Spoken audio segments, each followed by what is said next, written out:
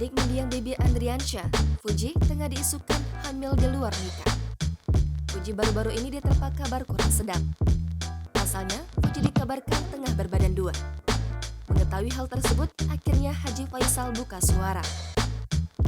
Haji Faisal mengatakan bahwa kabar yang menyebut Fuji hamil di luar nikah itu hanyalah fitnah dan kebohongan. Terkait fitnah yang saat ini menimpa sang putri, Haji Faisal mengatakan bahwa kini ia membatasi hubungan Thareq Halilintar dan Fuji.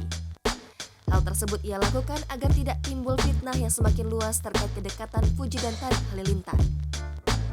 Haji Faisal juga mengatakan bahwa keluarganya sudah sering menerima fitnah. Hal itu bermula semenjak anak dan menantunya Vanessa Angel tewas akibat kecelakaan. Menanggapi banyaknya fitnah tersebut, Haji Faisal mengaku jarang merespon isu-isu mengenai keluarganya. Lantaran Haji Faisal takut dirinya menjadi stres.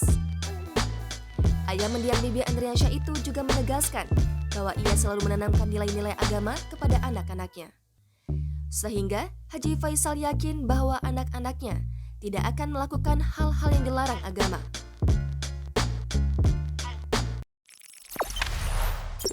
Jangan lupa subscribe, share, komen, dan like ya!